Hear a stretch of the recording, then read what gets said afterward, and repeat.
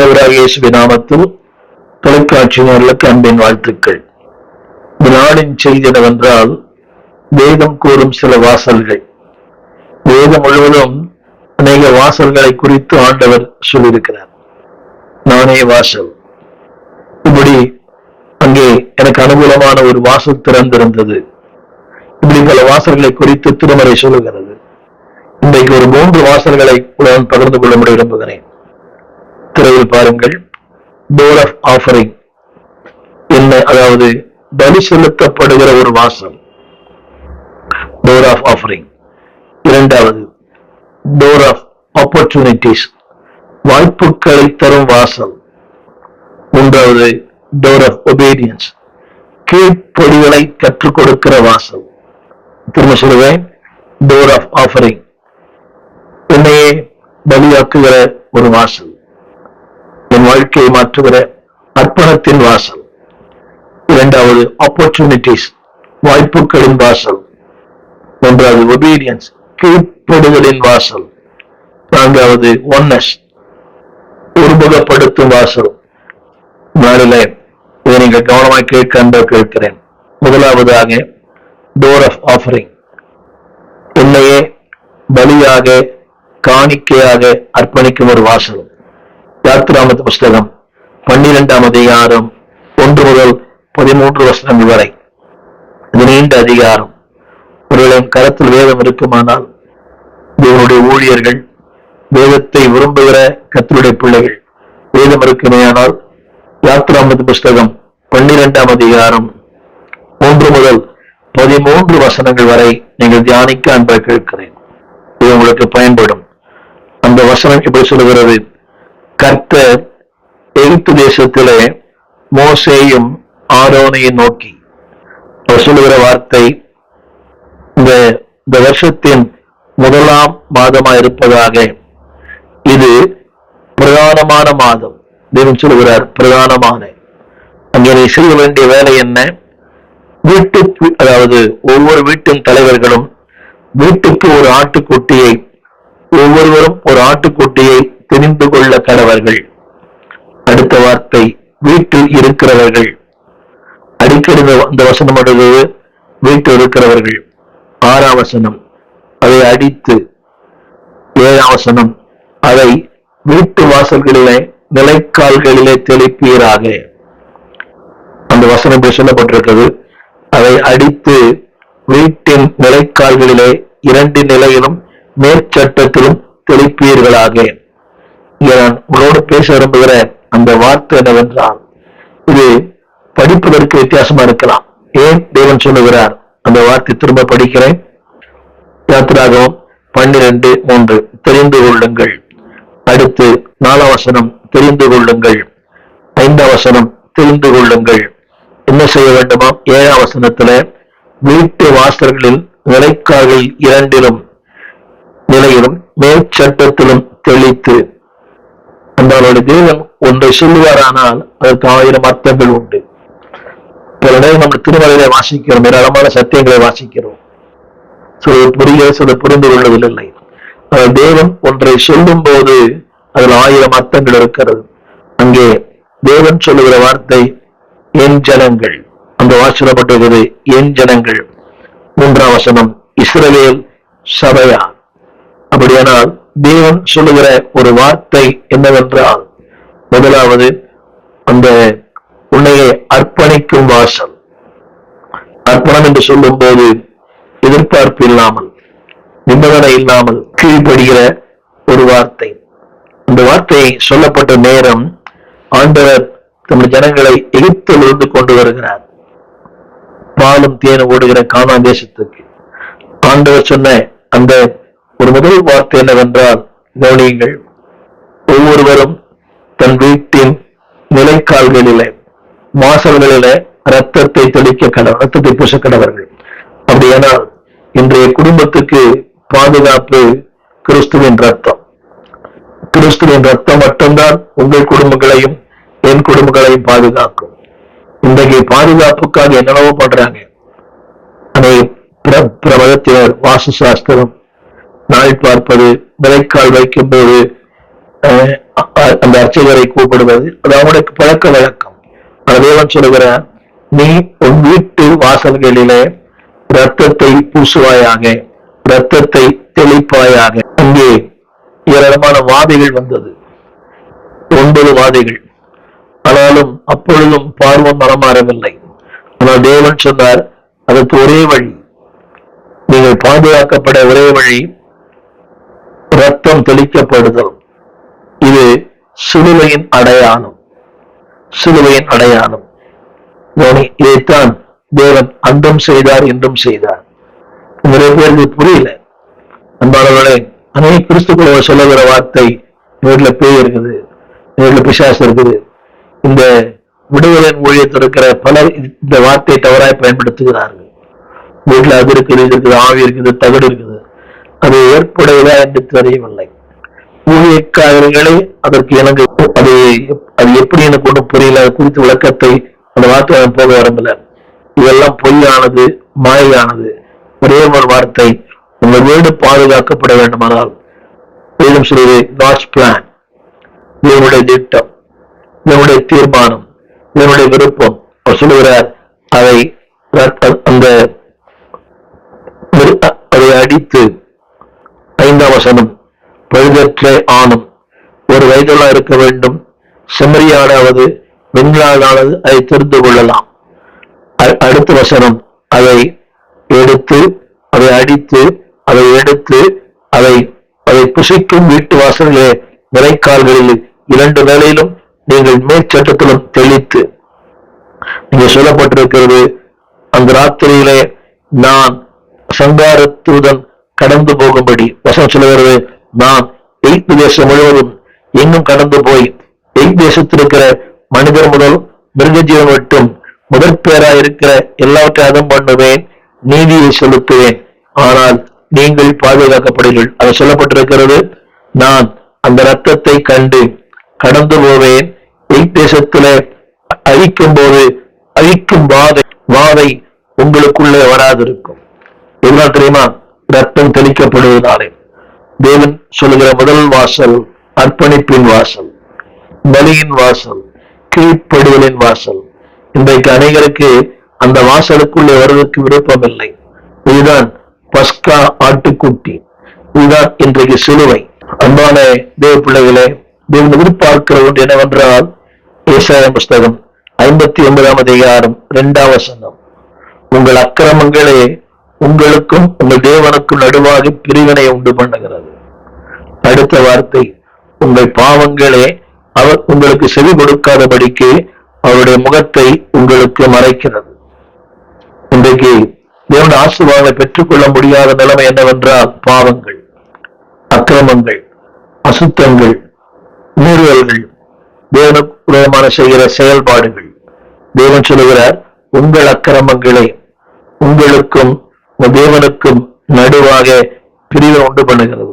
இந்த அனைவரும் ஜெபங்கள் கேட்கப்படவில்லை. இன்றைக்கு அநேக ஜனங்களுடைய ஜெபங்கள் கேட்கப்பட காரணம் என்னவென்றால், அந்த ரத்தம் தெளிக்கப்படுவதிலே இணையவில்லை. சும்மா வந்து போறாங்க, ஒரு அர்ப்பணம் இல்லை, ஒரு பாரம் இல்லை, ஒரு ஆசை, ஒரு அது ஈடுபாடு இல்லை. வேதம் சொல்லுகிறது, எங்கே அர்ப்பணம் உண்டோ அங்கே பாதுகாப்பு. எனவேதான் திருமறை சொல்லுகிறது, அன்பானவர்களே, உங்கள் அக்கிரமங்கள் நீங்க வேண்டுமானால், உங்கள் பாவங்கள் நிவர்த்தி செய்யப்பட வேண்டுமானால், number 1 the door of obedience. அதற்கு இன்னொரு அர்த்தம் என்னவென்றால், பல அர்த்தங்கள் உண்டு. அவர் சொல்கிறார், இதை செய்யுங்கள். நீங்க மக்களுடைய கேள்வி ஏன் செய்ய வேண்டும், எதற்காக செய்ய வேண்டும்? தேவன் ஒன்றை சொல்லும் போது அதை கீழ்படிச்சு பாருங்க, இந்த ஆசீர்வாதம் பெரிதா இருக்கும். Offering, the door of offering, உங்களையே பலியாக்கி, உங்களையே கீழ்ப்படிந்து, அது உபயோகம் சொல்லலாம், ஆஃபரிங் கூட சொல்லலாம், கீழ்ப்படிந்து. ஏனென்றால் ஏசாயா 64:6 சொல்லுகிறது, நம்ம எல்லாரும், நீங்களும் நானும் தீட்டானவர்கள், நீதி எல்லாம் அழுக்கான கந்தை, அதாவது இலைகளைப் போல உதறுகிற வாழ்க்கை. மக்களுக்கு புரியல. நம்ம நினைக்கிறதெல்லாம் இன்னும் 100 வருஷம், இன்னும் 80 வருஷம். இன்னைக்கு அந்த அராஜகமான வாழ்க்கை, இறக்கமில்லாத வாழ்க்கை, நாள்தோறும் கொலைகள், நாள்தோறும் கற்பழிப்பு, நாள்தோறும் பாலியல் பலாத்காரங்கள். அவருடைய கருத்து என்னவென்றால் அவங்களுக்கு தெரியல. they think they can live for a long time. இல்லை, உங்கள் வாழ்வும் என் வாழ்வும் இலைகளை போல, அது உதிர்ந்து போகிற ஒரு வாழ்க்கை. அது மட்டுமல்ல, காற்றை போல அடித்துக் கொள்ளப்படுகிற ஒரு வாழ்க்கை. இந்த வாழ்க்கையிலே ஒரே ஒரு பாதுகாப்பு, தேவனுடைய வாசல். அவர் சொன்னார், இந்த வாசல்களிலே ரத்தத்தை நீ தெளிப்பாயானால் சங்காரத்துடன் கடந்து போகும் போது அதை பார்த்து வாதை வராதிருக்கும். இதை கேட்டுக்கொண்டு நண்பதே பிள்ளையே, சிலுவைதான் உன்னுடைய பாதுகாப்பு, சிலுவைதான் உன்னுடைய வாழ்க்கை. இதுல என்ன கருத்து என்னவென்றால், எசேக்கியேல் 18:4 சொல்லுகிறது, எல்லா ஆத்துமாக்கள் என்னுடையவர்கள், தகப்பனின் ஆத்மா எப்படியோ அப்படியே மகனின் ஆத்மா. இன்றைக்கு பாதுகாப்பற்ற ஒரு உலகம், பாதுகாப்பற்ற ஒரு வாழ்க்கை, பாதுகாப்பற்ற ஒரு சமுதாயம், தலைவர்களுக்கே பாதுகாப்பு இல்லை. அதிகம் படித்த வெளிநாட்டு கலாச்சாரத்துல நேற்று கூட ஒரே குடும்பத்தில் 6 பேர் பலியானார்கள். இதை காட்டுகிறது மனிதர்கள் இன்றைக்கு இறக்கம் இல்லாத மனிதர்கள். இன்றைய வாழ்க்கைக்கு அதன் நோக்கமே புரியாத மனிதர்கள். தேவன் சொல்லுகிறார், உன்னையே அர்ப்பணிக்கும் போது the door of offering. அவர் சொன்னார், அந்த யோவான் சொன்ன ஒரு வார்த்தை, இதோ உலகத்தின் பாவங்களை சுமந்து தீர்க்கிற தேவாட்டு குட்டி. இந்த ரத்தம் உன் பாவங்களை மாற்றும், உன் சுபாவங்களை மாற்றும், உன் ஏழ்மையை மாற்றும், உன் வறுமையை மாற்றும், உன் இல்லாமையை மாற்றும், எல்லாவற்றையும் மாற்றும். ஏன் தெரியுமா? அந்த ரத்தம் அவருடைய நிலைமை என்னவென்றால், அன்பாளே, அதுல ஒரு குணம் இருக்கு, சுகம் இருக்கிறது, ஒரு பாதுகாப்பு இருக்கிறது, ஒரு விடுதலை இருக்கிறது, தெய்வீக மேன்மை இருக்கிறது. எனவேதான் தேவன் சொன்னார், உன் வீட்டின் வாசல்களிலே அதை தெளிப்பாயாக. The door of offering. நான் சொல்ல வந்த அந்த வார்த்தை கருத்து என்னவென்றால், அதை செய்யும் போது உன் வாழ்விலே பாதுகாப்பு, பராமரிப்பு, போஷிப்பு, உயர்வு, மேன்மை எல்லாம். அந்த வார்த்தையை திரும்ப முறையாய் நான் படிக்கிறேன். அந்த வசனம் சொல்லுகிறது, கடந்து போகும்போது வாதை உங்களுக்குள்ளே வராதிருக்கும். அப்படி இல்லை என்றால் 30ஆம் வசனம், மகா பெரிய கூக்குரல் தேசத்திலே உண்டாயிருந்தது, சாவி இல்லாத ஒரு வீடும் இல்லை. உங்க கூக்குரல் மாற வேண்டுமானால், உங்களுடைய வாழ்க்கையில பாதுகாப்பு தேவையானால், கம் unto this door. இந்த வாசலுக்கு முதலாவாருங்கள். அர்ப்பணிப்பின் வாசல். உங்களை அர்ப்பணியுங்கள். உங்களுக்காக கிறிஸ்து அடிக்கப்பட்டார். அந்த அர்ப்பணிப்பின் வாசலுக்குள்ளே நீங்கள் பிரவேசிக்கும் போது வாழ்க்கை மாறும், எல்லாமே மாறும். இரண்டாவது ஒரு வாசலை குறித்து நான் பேசும்படி விரும்புகிறேன். தேவன் நீதி உள்ள ஒரு தேவன், நித்தியமானவர், நிரந்தரமானவர். என்றைக்கு இந்த தேவன் பார்க்கிற ஒன்றை நீ செய்ய தவறுகளோ, அன்றைக்கு நித்திய நியாய தீர்ப்பு, நித்திய நரகம். திரும்ப சொல்லுகிறேன், என்றைக்கு இந்த அர்ப்பணம் இல்லையோ, என்றைக்கு இந்த கீழ்ப்படில் இல்லையோ, என்றைக்கு அடிக்கப்படவில்லையோ, சுயம், பெருமை, ஆணவம், அகங்காரம், மேட்டிமை என்றைக்கு அடிக்கப்படவில்லையோ, அன்றைக்கு நித்திய நியாய தீர்ப்பு, நரகத்தினுடைய அந்த வேதனை வேண்டாம். இவன் சொல்லுகிறார், உங்கள் வாசல்களிலே ஒரு அர்ப்பணம் இருக்கும் போது, ஒரு பலி காணப்படும் போது, அந்த வாதை வராதிருக்கும், அழுகை வராதிருக்கும், புறம்பல் வராதிருக்கும். நிகழ்களா அது வராத, நிச்சயம் வராது. அப்படியே வந்தாலும் தேவன் பொறுப்பேற்றுக் கொள்வார். டோர் ஆஃப் ஆஃபரிங், உன்னையே பலியாக்கும் ஒரு வாசல். இரண்டாவது, the door of obedience, கீழ்ப்படியின் வாசல். யோவான் சுவிசேஷம் 10ஆம் அதிகாரம் 9ஆம் வசனம். ஆண்டவர் சொன்னார், நானே வாசல், என் வழியாய் ஒருவன் உட்பிரவேசித்தால் அவன் ரட்சிக்கப்படுவான், உள்ளும் புறம்பும் சென்று மேய்ச்சலை கண்டடைவான். எத்தனை பெரிய வார்த்தை! நானே வாசல். அந்த பலகாரியை சொன்னார், நானே வழி, நானே சத்தியம், நானே ஜீவன், என்னால் என்று ஒருவரும் பிதாவிடத்திற்கு வரான். அப்படியானால் தேவனுடைய மிகப்பெரிய அவருடைய பாதுகாப்பு, உட்பிரவேசித்தால் 2 காரியம் சொல்லுகிறார். பாதுகாப்பு உண்டு, பராமரிப்பு உண்டு, வாழ்வு உண்டு, வசதி உண்டு, எல்லாம் உண்டு. அந்த நாட்களிலே அன்பானவர்களே, இந்த மேய்ப்பன் தன் ஆடுகளுக்காக இந்த கற்களால் செய்யப்பட்ட ஒரு சின்ன குடில், அதாவது ஒரு தொழுவம், ஆடுகளுக்காக குறுகிய வாசல் தான் அது. அந்த ஆடு மட்டும் உள்ள போக முடியும். கற்களால் செய்யப்பட்ட ஒன்று. ஏன் தெரியுமா? வேட்டையாடுபவர்கள், அதாவது மிருக குணம் உள்ளவர்கள் இரவு நேரங்களில் அதை வேட்டையாடுவார்கள். எனவேதான் ஆண்டவர் சொன்னார், அதாவது நானே வாசல், இறுக்கமான வாசல். அடுத்த வாசல் வருது, அது ஒரு குறுகிய பாதை, ஒரு ஆடு உள்ள போகும் வழி வரும், அது மட்டும்தான். தேவன் சொல்லுகிறார், அந்த குறுகிய நானே வாசல்.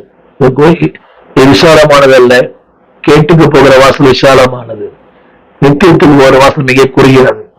அவளை பாருங்களேன், நேற்று கூட சென்னையில் அண்ணா நகர்ல ஒரு ஸ்ட்ரீட் ட்ரீட் என்று சொல்லி ஆயிரக்கணக்கான ஆண்களும் பெண்களும் நடனமாடி பாட்டு பாடி திருவீதியில நடுத்தருவில் ஒரு வாரம் நடக்கிறது. சென்னையில ஸ்ட்ரீட் ட்ரீட் என்று ஆண்கள், படித்த ஆண்கள், படித்த பெண்கள், நல்ல குடும்பத்து பெண்கள் நடுத்தரு நடனமாடுகிறார்கள். ஆனால் சபைக்கு வந்தா பாட்டு பாட முடியல, கைத்தட்ட முடியல, ஆராதிக்க முடியல. ஒரு துக்கமானது. தேவன் சொன்னார், நானே வாசல். அந்த அர்த்தம் என்னவென்றால், கீழ்ப்படியுங்க. இந்த வாசலுக்குள்ள வந்துட்டீங்கன்னா பாதுகாப்பு உண்டு. அவர் சொன்னார், உள்ளும் புறம்பும் மேய்ச்சல் உண்டு, செழிப்பு உண்டு, சமாதானம் உண்டு. there is a provision, there is a protection. அங்கே தேவையை சந்திக்கப்படும், பாதுகாப்பு உண்டு. there is a promise. அங்கே உங்களுக்கு ஒரு மிகப்பெரிய வாக்கு தத்தம் உண்டு. திரும்ப சொல்லுகிறேன், there is a provision of God. இவனுடைய பராமரிப்பு அங்கு உண்டு. there is a protection of God. இவனுடைய பாதுகாப்பு உண்டு. there is a promise of God. இவனுடைய வாக்கு தத்தம் உண்டு. power of God. தேவ வல்லமை உங்களுக்கு உண்டு. presence of God. தேவ சமூகம் உண்டு. எனவே don't miss that place. அவர் சொல்லுகிறார், நானே the door of obedience. கீழ்ப்படிந்து வாங்க. கீழ்ப்படிந்து வரும்போது அன்பானோட அடுத்த வார்த்தை, அந்த வாசல் வழியாய் ஒரு வந்தால் அவர் சொன்னார், என்னாலே இல்லாமல் ஒருவரும் அந்த பிதாவிடத்துல சேர முடியாது, நானே வாசல். அது மட்டுமல்ல, அந்த வாசல் வழியாக நீ வரும்போது உன் குடும்பம், உன் சந்ததி, உன் பிள்ளைகள், உன் பிள்ளைகளின் பிள்ளைகள் அத்தனை பேரும் பாதுகாக்கப்படுவார்கள். கரங்களை உயர்த்தி ஆமென் சொல்லுமா? இங்கே முதல் சொன்ன ஆஃபரிங், இரண்டாவது ஒபீடியன்ஸ். அதுக்குள்ள நீங்க பிரவேசிக்கும் போது உங்களுடைய வாழ்க்கை மாறும், எல்லாமே மாறும். மூன்றாவது சொல்லும் போது the door of opportunities, வாய்ப்புகளை உண்டு பண்ணும் வாசல். 1 கொரிந்தியர் புஸ்தகம் 16ஆம் அதிகாரம் 9ஆம் வசனம், ஏனெனில் இங்கே பெரிதும் அனுகூலமான கதவு எனக்கு திறக்கப்பட்டிருக்கிறது, விரோதம் செய்கிறவர்களும் அநேகர் இருக்கிறார்கள். இதுதான் வாழ்க்கை. door of opportunities. தேவன் உனக்காக கதவுகளை திறப்பார். பயன்படுத்தப்பட்ட வார்த்தை, விரோதம் செய்கிறவங்க இருப்பாங்க, எதிரிகள் இருப்பாங்க, சத்துக்கள் இருப்பாங்க, சத்துருக்களுக்கு உண்டாக God will make a way. He will open a door for you. அதுக்கு நான் கொடுக்கிற பெயர் door of opportunities. வாய்ப்புகளை, புதிய வாய்ப்புகளை தருவார், புதிய வாசல்களை உனக்கு திறப்பார். ஒருவேளை ஒரு வாசல் அடைபட்டிருக்கலாம், ஒரு புது வழி திறக்கும் கர்த்தர். அவர் ஒரு கதவை அடைக்கும் போது ஒரு வழியில திறப்பார். மேன்மையான, மகிமையான, பதத்துவமான, மாட்சிமையான, விவரிக்க முடியாத, விவரிக்க முடியாத ஒரு கதவை பிரவாசிக்கப்படுவேன். பெரியது, அனுகூலமானது. இன்னைக்கு பெரியெல்லாம் அனுகூலம் அல்ல. நிறைய பெரியாட்கள் இருக்கிறாங்க, ஆனா அனுகூலமா இருக்கிறாங்களா? ஒரு வாசல் நமக்கு திறக்கப்படுகிறது, ஆனால் அந்த வாசலை போய் பாருங்க, முதல்ல வாய்ப்பு தெரியும், அப்புறம் பிரச்சனை தெரியும். ஆவியான சொல்லுகிறார், பெரிதும் அனுகூலமான வாசல் எனக்கு திறக்கப்பட்டிருக்கிறது. அம்மா சகோதரியே, உனக்குத்தான், உனக்கு மட்டும்தான். நீ கடந்து வந்த பாதை, நீ கடந்து வந்த வேதனை, நீ கடந்து வந்த அந்த துக்கம், இதெல்லாம் கர்த்தர் அறிவார். அவர் சொல்லுகிறார், ஒரு விரோதம் இருப்பாங்க, எல்லாருக்கும் இருப்பாங்க, நம்ம கூடவே இருப்பாங்க, அப்பம் புசிப்பார்கள், நம்ம கூடவே டிராவல் பண்ணுவாங்க. they are with us always. ஆனால் நமக்கு விரோதம் செய்கிறார்கள். நாம் இந்த கட்சியில பார்க்கிறோமே, குடும்பங்களோட பார்க்கிறோம், தகப்பனோடு கூடவே இருக்கிறான், ஆனா தகப்பனுக்கு தெரியாத பத்தத்தை மாத்திரான். இன்னும் நிறைய பிள்ளைகள் செய்யறாங்க. வேதம் சொல்லுகிறது, there is a door of opportunities. ஒரு பெரிய வாய்ப்பு. அன்பான தேவ பிள்ளையை, இருள் சொல்லும் காலம் வரும்போது, நாட்கள் கொடிதாய் மாறிடும் போது, ஒரு பெரிய வாசலை கேட்டு கொடுத்திருக்கிறார் அப்படி தேசத்துல. சுவிசேஷத்தின் வாசல், பேச, அறிவிக்க. ஆனால் எவ்வளவு நாள் இருக்கும் தெரியாது. தேவன் சொல்லுகிறார், ஒரு அனுகூலமான வாசலை நான் வைத்திருக்கிறேன். நான் கொடுக்கிற தலைப்பு என்னவென்றால் the door of opportunities. புதிய வாய்ப்புகள், புதிய பரிணாமங்கள், புதிய சந்தர்ப்பங்கள், புதிய மனிதர்கள், ஊழியத்தில் புதிய மேன்மைகள். இவன் சொல்லுகிறார், அந்த வார்த்தை பெரிதும் அனுகூலமான கதவு உனக்கு திறக்கப்பட்டிருக்கிறது. என்னை கேட்டுக்கொண்டிருக்கிற அன்புடைய பிள்ளையே, உன் வாழ்விலே எல்லா கதவும் அடைபட்டிருக்கலாம். ஆனால் புதிய கதவை திறக்கிறார்.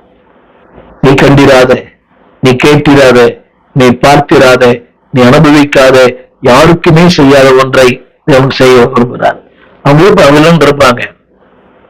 நிகழ்மையான காலத்துல சன்பல்லாத்து தொபியா அரசியல்வாதிகள், நோதியாள் ஆன்மீகவாதி எல்லாரும் இருந்தாங்க.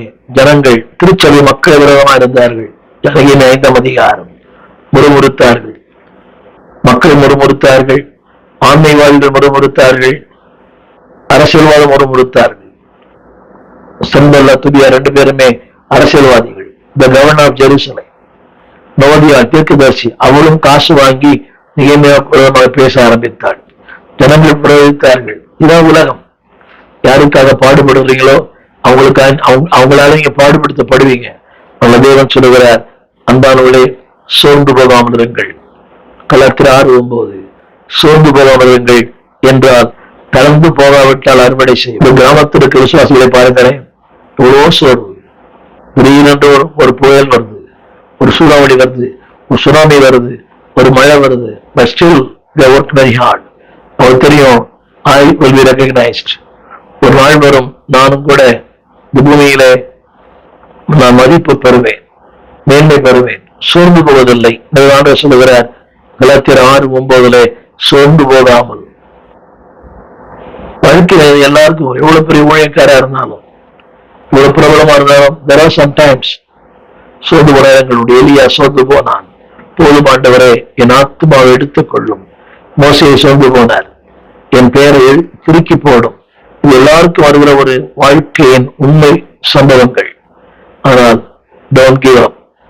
சொல்லுகிறது டோர் ஆஃப் ஒபீடியன்ஸ். இந்த கீழ்ப்படுகிற அந்த வாசல். தேவன் சொல்லுகிறார், கீழ்ப்படுத்தி பாருங்க, உங்களுடைய வாழ்க்கை மாறும், சூழ்நிலைகள் மாறும், எல்லாமே மகளை பாடுகிறோம், மாறுமே, எல்லாம் மாறுமே. டோர் ஆஃப் ஒபீடியன்ஸ், கீழ்ப்படியுங்க. ஆண்டவர் வார்த்தை சொல்லுகிறது, அதற்காகவே தேவன் உங்களையும் என்னையும் ஆயத்தம் பண்ணியிருக்கிறார். அவரிடம் சொல்லுகிறது எபேசியர் 2:10 நற்கிரியை செய்ய ஒரு பெரிய வாய்ப்பை காத்து கொடுத்திருக்கிறார். அன்பானவர்களே, உலகத்தில் ஊழியம் செய்வதற்கு நல்ல வாய்ப்பு இந்தியா. எங்க பார்த்தா ஜனக்கூட்டங்கள், ஜனத்திரள் எங்க பார்த்தாலும், எப்பக்கத்திலும் the best place to evangelize is India. எனவே வெளிநாடுகள்ல இருக்கிற நிறைய பேர் அந்த வார்த்தை ஒரு நாள் தான், 7 நாளும் கூட்டம். 7 நாள் எங்கெங்க திரும்பினாலும் தேவ சத்தம், பாட்டின் சத்தம், கீதத்தின் சத்தம், துதியின் சத்தம், ஆரவாரத்தின் சத்தம். இருள் சூழ்ந்த இந்தியா தான். ஆனாலும் இங்கே ஒரு மாபெரும் கிரியை. தேவன் சொல்கிறார், இங்கே பெரிதும் அனுகூலமான கதவு உனக்கு இருக்கிறது. நமக்கு புரியல. நான் அடிக்கடி வெளிநாடுகளுக்கு கத்திர வார்த்தை சொல்லுகிறேன். ஆனால் இங்க இருக்கிற ஒரு வாய்ப்பு அங்க இல்லை. இங்க 7 நாளும் பிரசங்கம் பண்ணலாம், காலையும் மாலையும் பேசலாம். அந்த வார்த்தை ஒரு நாள் தான். பேக்கெட் நிரம்பும், ஆனா மனசு நிரம்பாது. உனக்கென்று ஒரு பெரிய அனுகூலமான துணை வைத்திருக்கிறார். அவரை போல துணை யாரும் இல்லை. அனுகூலமான துணை, பெரிய துணை. அவர் சொல்லுகிறார், நானே உனக்கு துணையா இருப்பேன். நான் சொல்ல விரும்புகிற அந்த வார்த்தை என்னவென்றால், கலாத்தியர் 6ஆம் அதிகாரம் 9ஆம் வசனம் 10ஆம் வசனம். அந்த வார்த்தை சொல்லுகிறது, அன்பானவர்களே, சோர்ந்து போகாமல் இருந்தால் தேவன் சொல்லுகிற அந்த வாசல் வழியை நீங்கள் பிரவேசித்தால் ஆப்பர்ச்சுனிட்டிஸ் வழியா பிரவேசித்து பாருங்க. ஒரு மாபெரும் அறுவடை. பக்தன் சொல்வது போல ஒரு மாபெரும் அறுவடை என் கண்களிலே தெரிகிறது. அந்த தேவ மனிதர் அதை அறுத்தார். டாக்டர் சாம் கமலேசன். ஒரு மாபெரும் அறுவடை. இன்றைக்கு எஃப்எம்பி ஊழியக்காரர்கள் வளர்ந்திருக்கிறார்கள். எனவே தேவன் கதவை திறப்பாரானால், அன்பாலே, அந்த கதவு வாய்ப்பின் கதவு. அதுக்குள்ளே பிரவேசியுங்கள். நிச்சயம் ஏற்ற காலத்திலே அறுவடை செய்வீர்கள். Don't look the enemies.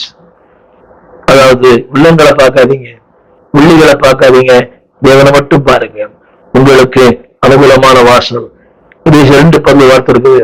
அந்த வாசல்களை தேவன் உனக்கென்று முன்னதாக ஆயத்தம் பண்ணியிருக்கிறார். ஒரு ஆமீன் சொல்வீங்களா? God prepared, உங்களுக்கென்று முன்னதாகவே அதை அவர் ஆயத்தம் பண்ணியிருக்கிறார். இதைத்தான் பவுல் சொன்னார். கலகம், பிரச்சனை, புயல் காற்று, அப்போஸ்தலர் 18:9 அந்த ராத்திரிலே அவதேசனமாகி நீ பயப்படாமல் பேசு. மாஸ் மேலையில அடுத்து சொல்கிறார், உன்னோடு கூட இருக்கிறேன், உனக்கு தீங்கு செய்யும்படி ஒருவனும் உன்மேல் கை போடுவதில்லை.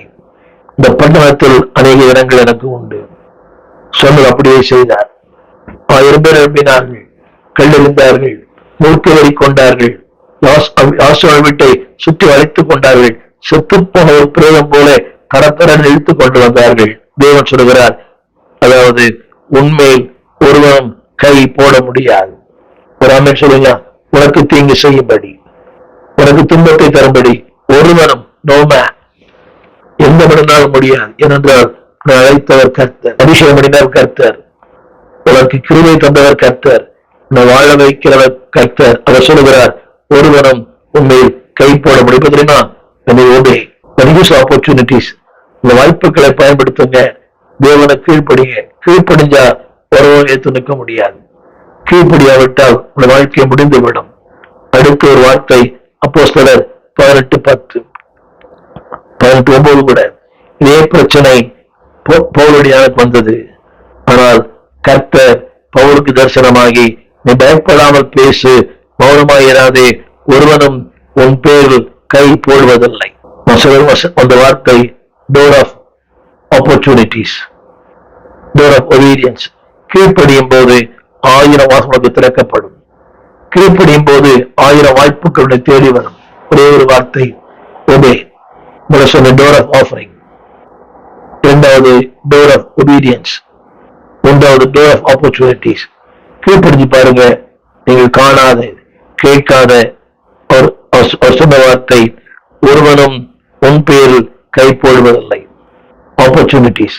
இதைத்தான் வெளிப்படுத்தும் போது சொல்லுகிறார், இதோ வாசப்படுகின்ற கதவை தட்டுகிறேன். New opportunities, new beginning. ஒருவனும் உன் பேரில் கை போடுவதில்லை. உன்னுடைய கருத்து என்னவென்றால், no man can touch you. உன்னை தடவ முடியாது, உன்னை அணுக முடியாது. ஏனென்றால் அது என்கிறேன், உன்னை உள்ளங்கையிலே வரைந்து வைத்திருக்கிறேன். அவர் சொல்லுகிறார், ஒருவனும், அந்த வார்த்தையை படிக்கிறவங்க, ஒருவனும் ஒருவனும். நீதிமொழி அப்புறங்களுடைய புஸ்தகம் 18ஆம் அதிகாரம் 10ஆம் வசனம். ஒருவனும், அது எல்லாமே அடங்குவாங்க. அரசியல்வாதிகள், ஆன்மீகவாதிகள், இன்னைக்கு இருக்கிற கட்ட பஞ்சாயத்து, ரவுடி சாம்ராஜ்யம், எல்லாமே. ஒருவனும் உன் பேர் கை போடுவதில்லை. கடைசியாக சொல்ல முடிக்க விரும்புகிறேன், தேவன் தருகிற அந்த வாய்ப்பை பயன்படுத்துங்கள். அது மட்டுமல்ல, அந்த அந்த வாய்ப்புகளை நம்பிக்கையாக இருங்கள். அது மட்டுமல்ல, அந்த வாய்ப்பை அனைவருக்கு பகிர்ந்து தாருங்கள். கவனிங்கள், தேவன் தருகிற வாய்ப்பு, the door of opportunities, share with them. மற்றவர்கள் பகிர்ந்து கொள்ளுங்கள். இரண்டாவது, ஸ்டிக் ஆன், உறுதியாயிருங்க. மூன்றாவது, நம்பிக்கையற்ற மக்களுக்கு அந்த வாய்ப்புகளை தாருங்கள். கடைசியாக சொல்லி முடிக்க விரும்புகிறேன், the door of oneness, ஒரு மனப்பாட்டின் வாசல். சொல்லுகிற வார்த்தை வெளிப்படுத்தல் 3:20. இதோ வாசப்பட்டு கதவை தட்டுகிறேன். திரும்ப வசனம் தான். உள்ளே பிரவேசித்தால் அவனோடு நான் போஜனம் பண்ணுவேன், அவன் என்னோடு போஜனம் பண்ணுவான். எவ்வளவு பெரிய சமத்துவம் பார்த்தீங்களா? சமத்துவத்தின் ஆண்டவன். அவனோடு நான், என்னோடு அவன். இது முடியுமா அந்த உலகத்துல? இன்னைக்கு படித்தவன் மேலே, படிக்காதவன் கீழே, முதலாளி மேலே, தொழிலாளி கீழே, உண்டு கொடுத்தவன் மேல் இருக்கிறான், உழைத்து கொடுத்தவன் வீதியில் இருக்கிறான். இதான் வாழ்க்கை. கடவுள் சொல்லார், நான் உன்னோடு, the door of oneness, நான் உன்னோடு, நீர் என்னோடு. இதுதான் எடுத்துக்கலாம். உங்களோடு யார் இருக்கிறாங்க இல்லையோ, உங்களை படைத்த தேவன் இருக்கிறார். யார் இல்லைனாலும் இருந்தாலும் உங்களை படைத்த தேவன் உங்களோடு இருக்கிறார். அவர் சொல்லுகிறார், ஒரு வாய்ப்பை தருகிறேன். வெளிப்படுத்தல் 3:20. அவர் சொல்லுகிறார், நான் அந்த வாய்ப்பை தருகிறேன், தட்டுகிறேன், கதவை திறந்தால் உனக்குள்ளே வருவேன், போதனை பண்ணுவேன், அவனும் என்னோடு போதனை பண்ணுவான். What excellent oneness. நானும் அவனும், நான் அவனோடு, அவன் என்னோடு போதனை பண்ணுவான். அது மாத்திரமல்ல, இந்த வாய்ப்புகள் நான் கொடுக்கிற என் கற்பனைகள், என் வார்த்தைகள் நிலைத்திருக்கும் போது நீங்கள் நான் நடந்தபடி அவன் நடப்பான்.